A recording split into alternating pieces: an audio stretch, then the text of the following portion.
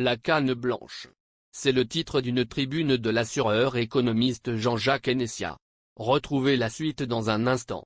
Cliquez sur le pouce bleu et activez la cloche de notification pour ne manquer aucune de nos futures publications. Voici les détails de sa sortie dans son intégralité. Les États pour la réalisation de leurs politiques publiques en matière d'infrastructures, de santé, d'éducation et autres, ont des besoins financiers énormes et permanents.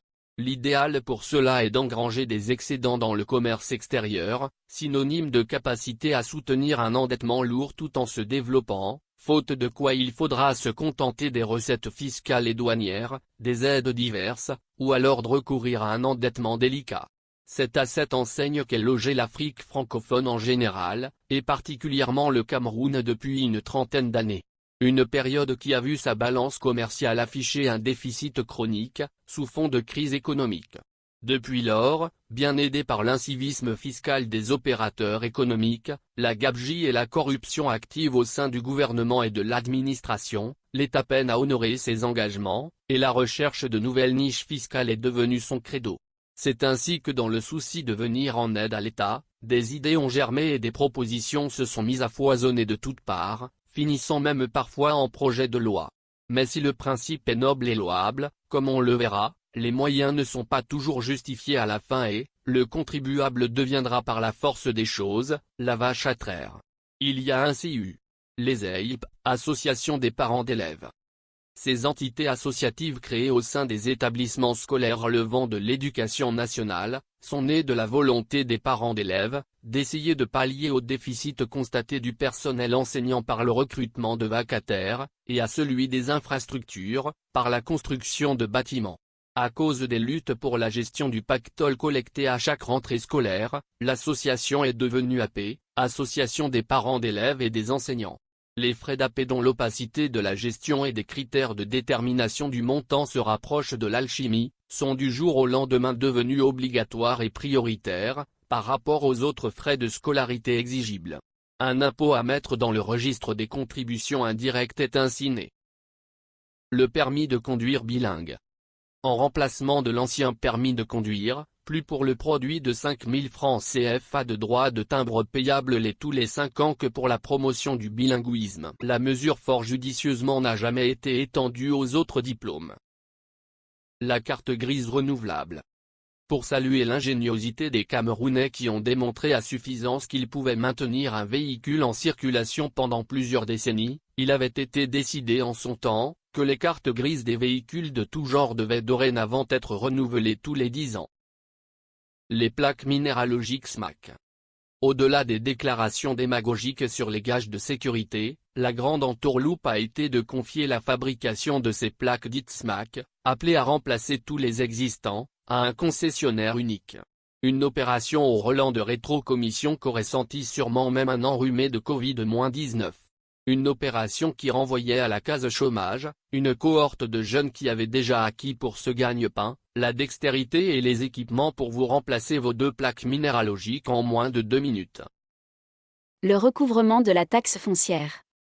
La taxe foncière conformément aux dispositions de l'article 19 de l'ordonnance numéro 74-1 du 6 juillet 1974 fixant le régime foncier, est déterminée par la loi des finances.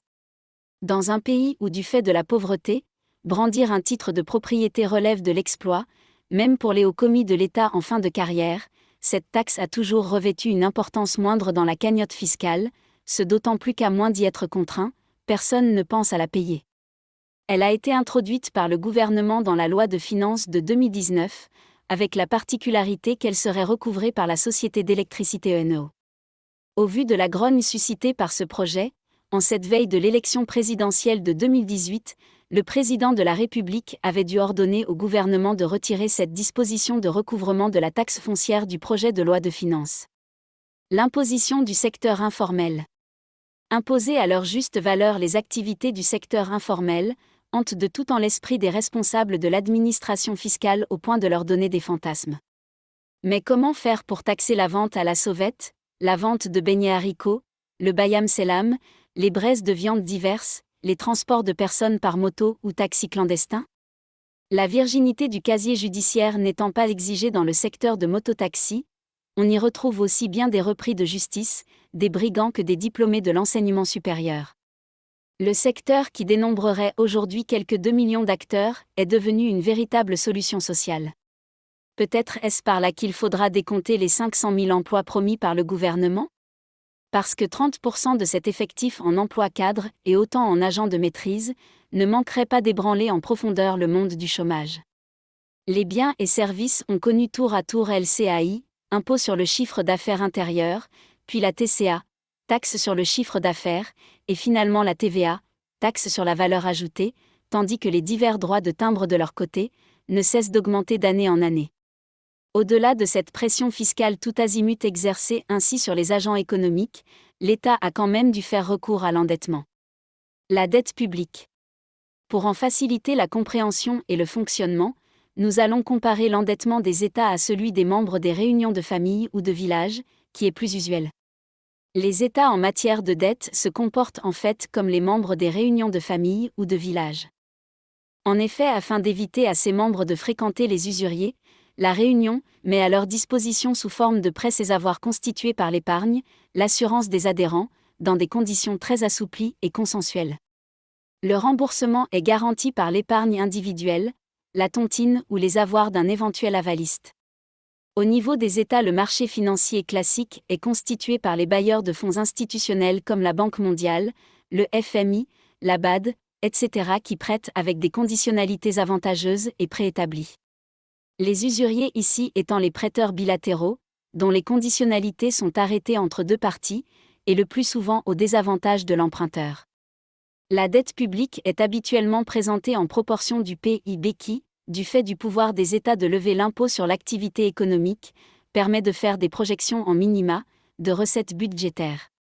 Il va de soi que le membre de la Réunion qui emprunte pour payer l'école de ses enfants ou pour organiser une fête, n'aura pas les mêmes facilités de remboursement que celui qui prend l'argent de la Réunion pour achever sa maison et sortir de la location, ou pour investir dans une activité génératrice de revenus. Les États sont de même plus à l'aise dans des emprunts pour des réalisations économiques que ceux à caractère social. Lorsqu'un membre de la Réunion à chaque échéance rembourse plus qu'il n'emprunte, tout va bien, il est solvable. Mais à l'opposé, si un membre rembourse pour emprunter plus, il y a danger et si ces garanties s'épuisent, l'argent de la Réunion se retrouve dehors. Pour les États, on parle de la soutenabilité de la dette. À la date de cassation, pour ne pas mettre la Réunion en faillite, le bureau exécutif le plus souvent jongle en obligeant l'emprunteur indélicat à se rendetter pour le compte du nouvel exercice, à l'insu de l'Assemblée générale, en espérant que sa situation s'améliore. Pour les États, on parle de rééchelonnement de la dette. Si l'État ne trouve pas le moyen d'augmenter ses recettes budgétaires, relance de l'économie, redressement de la balance commerciale, le pays va entrer dans ce qu'il convient d'appeler la spirale de la dette. Pour un développement harmonieux, tous les pays ont besoin de la dette, parce qu'elle permet plusieurs réalisations à la fois et que son remboursement est étalé dans le temps. Les États procèdent par ce qui est appelé politique de déficit budgétaire, dépenses budgétaires supérieures aux recettes budgétaires prévisionnelles qui de tout temps a toujours été un puissant levier de relance économique. Un emprunt massif permet d'engager de grands travaux, synonyme de création de masse d'emplois, dont les salaires vont permettre de relancer la consommation, qui induira de nouveaux investissements et incidemment de nouveaux emplois. L'État n'aura plus qu'à tirer les marrons du feu, il engrange des actifs en termes d'édifices, d'infrastructures routières, ferroviaires, portuaires, aéroportuaires, etc.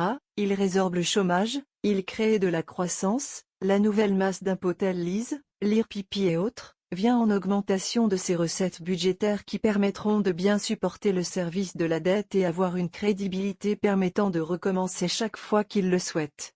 C'est pourquoi on peut constater que les pays dits développés sont aussi les plus endettés du monde. À titre d'illustration, source FMI, les USA sont endettés à hauteur de 98% du PIB, le Japon 238% du PIB, même la France qui est en zone euro dont les critères de convergence plafonnent l'endettement à 60% du PIB, caracole autour de 100% de son PIB. L'essentiel dans l'endettement n'est donc pas son niveau, mais son utilisation et la capacité de le rembourser. Le cas du Cameroun.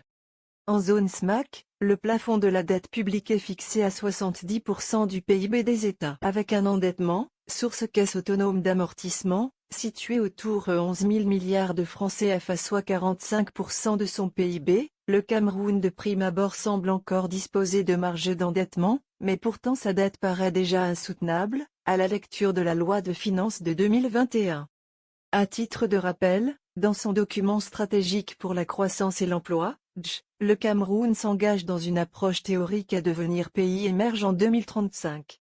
Ceci passe par la réalisation de dizaines de projets dont certains sont dits structurants, et qui nécessitent des investissements finançables par un volumineux endettement de l'ordre de plus de 100% de son PIB. Pour la phase dite de première génération allant de 2010 à 2020, les 11 projets retenus sont les suivants. 1. Barrage de retenue de l'Umpangar. 2. Centrale hydroélectrique de Memvele. 3. Complexe portuaire de Kribi. 4. Deuxième pont sur le Wouri. 5. Autoroute Yaoundé-Douala. 6. Usine de production de gaz de Kribi. 7. Usine de production d'engrais chimiques. 8. Extension réseau de fibre optique. 9. Construction nouvelle fonderie d'aluminium. 10. Développement de complexes agricoles. 11. Construction d'une ligne de chemin de fer de 1000 km.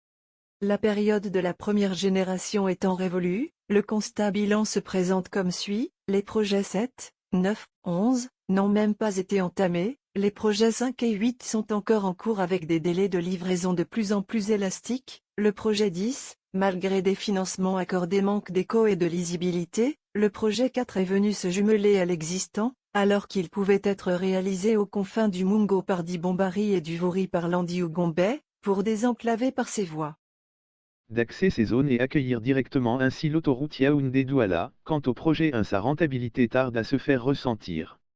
D'une manière générale, le constat qui se dégage est que les financements ont été recherchés sur la base d'études bâclées. Ce qui expliquerait l'absence de financement pour certains projets et des financements insuffisants pour d'autres qui ont dû être disséqués en plusieurs phases. On découvre ainsi par exemple qu'après la phase 1, 60 km, l'autoroute Yaoundé-Douala nécessite encore quelques 950 milliards de francs CFA pour la phase 2, 135 km. La même indiscipline se retrouve aussi au niveau des projets liés à l'énergie, pourtant si nécessaires pour l'industrialisation et incidemment le développement du pays. Pour le mot de l'histoire, lorsqu'au milieu des années 70, par la création de la SONEL, le Cameroun vire Électricité du Cameroun, EDC, filiale d'Électricité de France, EDF, la production hydroélectrique se limite aux 276 MW produits à EDA sur la Sanaga depuis 1954, à peine suffisant pour les besoins d'Alucam, une filiale du groupe français Péchinet. Le Cameroun va alors entreprendre l'accroissement de son potentiel hydroélectrique, avec la mise en service de la centrale de Song-Loulou 384 MW en 1981 sur la Sanaga, la centrale de Lac d'Eau 72 MW en 1982, lac de barrage alimenté par la Benoué. Avec en prévision dans les 5e et 6e plans quinquennaux les barrages de retenue de la Mapé, 1988, et l'Umpangar pour la régulation de la Sanaga, et une centrale à Memvele sur le thème de 211 MW de puissance installée. Pour des raisons non clarifiées, la SONEL qui entre-temps avait jugé bon de faire transporter l'énergie par des poteaux en bois est privatisée en 2001. Le repreneur américain va se sucrer en vendant une énergie qu'il ne produit ni ne transporte avant de se retirer sur la pointe des pieds, sans aucun investissement réalisé. En 2006, Electricity Development Corporation, EDC, est créée par l'État du Cameroun pour reprendre en main le développement de la production qui est de plus en plus insuffisante. L'obsolescence des équipements oblige les centrales de Lac d'Eau, EDA, Song-Loulou à réduire leur capacité. Les projets de production sont relancés et aboutissent pour l'Umpangar en 2017, retenu plus 30 MW de puissance installée, et en 2018 pour Memvele 211 MW. Le réseau de transport est dans une telle déliquescence qu'en 2015, Eneo, le successeur d'AES, s'en dessaisit. La Sonatrel qui est alors créée affichera des besoins de 940 milliards de francs CFA, dont 200 immédiatement octroyés par la Banque mondiale, pour sa mission de rénovation et de renforcement du réseau électrique. Dans la foulée, EDC ouvre la brèche de la construction en partenariat public-privé du barrage hydroélectrique de Nachtigal 520 MW sur la Sanaga à livrer en 2023. Les Français s'y engouffrent par EDF et Proparco, filiale de l'AFD pour le secteur privé, et laisse 30% au Cameroun qui a créé pour la circonstance la Nachtigal Hydropower Company, NHPC. EDF avec 40% s'adjuge en passant une concession de 35 ans de ce projet de 780 milliards de francs CFA financé par une quinzaine de prêteurs sous la coordination de la Société financière internationale qui est la filiale de la Banque mondiale pour le secteur privé et deviendra ainsi le premier fournisseur privé d'électricité au Cameroun. En résumé, pour remplacer la seule Sonel, on a le britannique Eneo, les camerounais EDC, Sonatrel, NHPC et les redoutables français Proparco et EDF qui prendra ainsi une revanche historique. Comme quoi le deuil de la Sonel durera encore longtemps puisque malgré tout, les délestages continuent. Parallèlement aux projets structurants, des milliers de milliards ont été empruntés et engloutis dans ce qui a été appelé les chantiers de la Coupe d'Afrique des Nations, CAN. À l'arrivée, le pays sera peut-être doté d'infrastructures sportives autant prestigieuses que luxueuses mais qui malheureusement, du fait des surfacturations et de la prévarication, auront été acquis au prix les plus forts. Des sommes astronomiques ont donc été empruntées tout azimut, des grands travaux ont été engagés, et même réalisés, mais le constat est là, l'économie locale n'en a tiré aucun profit. Pas de résorption du chômage, pas de relance de la consommation, pas de gain de croissance, etc. Diverses raisons telles les détournements de fonds et même parfois d'objectifs, la corruption, etc. ont été évoquées pour essayer d'expliquer cet échec surprenant, mais la mainmise étrangère dans la réalisation des travaux pourrait aussi y être pour beaucoup. Lorsque les institutions multilatérales prêtent, les multinationales raflent la mise aux grandes dames des entreprises camerounaises qui observent, même lorsqu'il s'agit de livrer du béton. Lorsque l'AFD prête, les sociétés françaises réalisent et les entreprises locales sont spectatrices, même quand il s'agit de couper le bois. Et que dire des financements chinois ? On peut remarquer d'emblée que pour ces emprunts qui ont mobilisé des partenaires aussi bien multilatéraux que bilatéraux, la Chine à elle seule est derrière plus de la moitié. Or il est établi que la Chine a des visées sur l'Afrique, ce continent qui avec à peine autant d'habitants qu'elle, est 3 fois plus grand en superficie et possède la moitié des matières premières mondiales. Si les Européens ont jadis conquis l'Afrique par les armes, la Chine procède aujourd'hui par la finance et la ruse.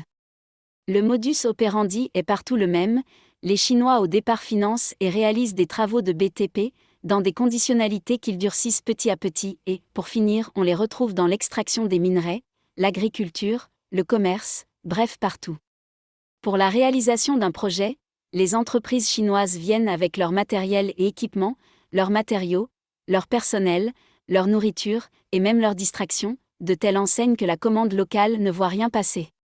À l'arrivée, il n'y a donc aucune surprise de constater que le Cameroun emprunte, les Occidentaux s'enrichissent et le pays se retrouve avec un PIB établi, avec les chiffres d'affaires des multinationales, qui nous donnent une illusion de prospérité. Le fait clair et constant au-delà de toute spéculation, est que depuis plusieurs années déjà, le Cameroun n'arrive pas à se dépêtrer de son déficit budgétaire. D'après la loi de finances de 2021, pour équilibrer le budget de 4 865 milliards de francs CFA, il faudra combler un déficit de 1 485 milliards. Les recettes attendues sont de l'ordre de 3 500 milliards. En considérant que les raisons pour lesquelles le budget de 2020 a été réduit de 542 milliards sont toujours d'actualité, et en escomptant un taux de recouvrement optimiste de 85%, supérieur à 78% de 2020, et un prix du baril de pétrole à 43 $, on pourrait s'attendre à mobiliser réellement des recettes internes de l'ordre de 2 900 milliards, nettement mieux que les 1942 de 2020. On peut en déduire que le déficit sera plutôt de l'ordre de 2 000 milliards.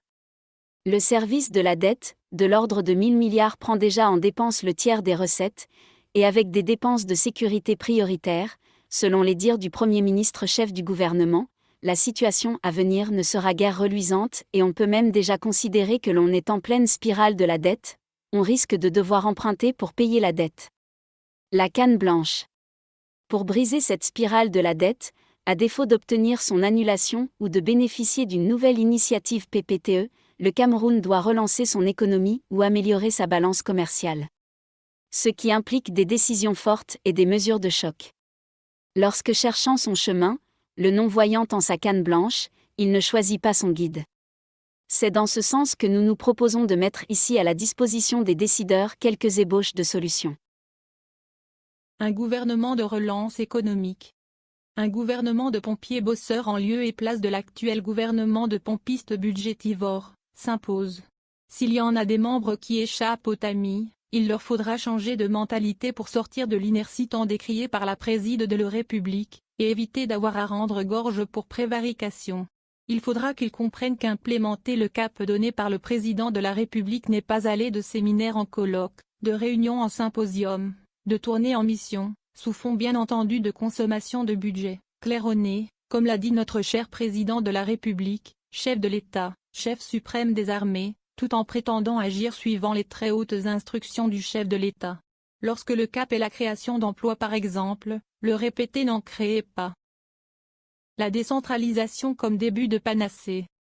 Pour sortir un peu des programmes du genre PIACI, PAGEU et autres agropoles, pour essayer de remettre effectivement les populations au travail, pour remettre au goût du jour la recherche de l'autosuffisance alimentaire, mais aussi pour faire comprendre à tous ceux qui après la chasse au poste de membres du gouvernement et assimilés, au poste électif de sénateurs, députés, conseillers municipaux, ont mis le cap sur les postes de conseillers régionaux pour boucler la grande fonction de consommation qu'est la mangeoire nationale, que la production de richesse incombe aux collectivités locales. Nous proposons un plan triennal de production de 360 milliards de francs CFA, à lever sur emprunt obligataire, remboursable au bout de 3 ans, pour doter chacune des 360 communes de 950 millions et de 18 milliards, 5%, les sectoriels de production économique, agriculture, pêche, élevage, mines, forêts, domaines, PME, commerce, industrie, commerce, qui seront chargés de dresser pour chaque commune un cahier de charges de production de biens selon sa spécificité et d'encadrer, de suivre et de contrôler le processus avec la collaboration des équipes régionales.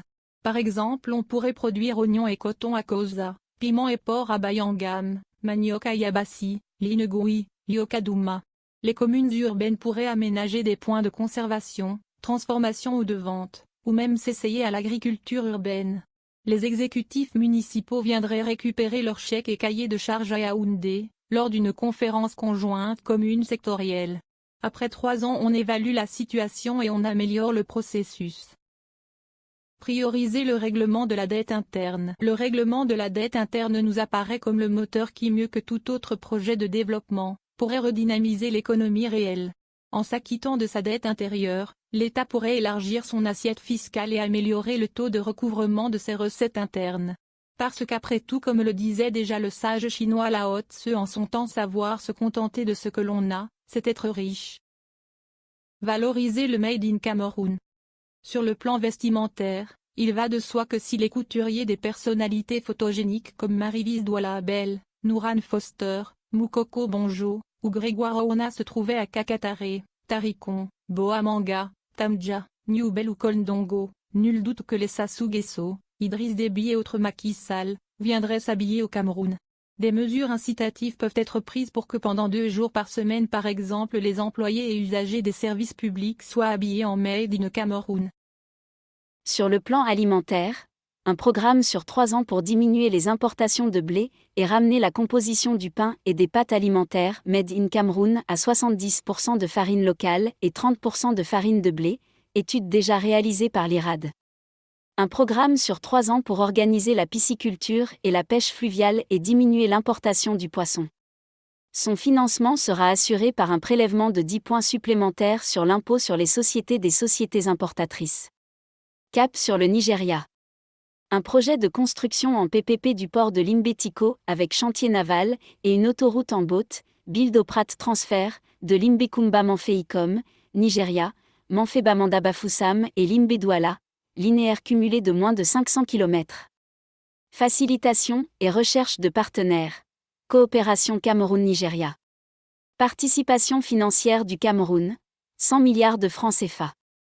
Objectif: offrir une entrée maritime complémentaire à l'est du Nigeria et à l'ouest du Cameroun pour désengorger Lagos et Douala, désenclaver et créer un pôle de développement au Nozo, faciliter les échanges commerciaux avec le Nigeria, donner une solution de poids aux problèmes anglophones, résorber le chômage dans le Nozo, relancer l'économie.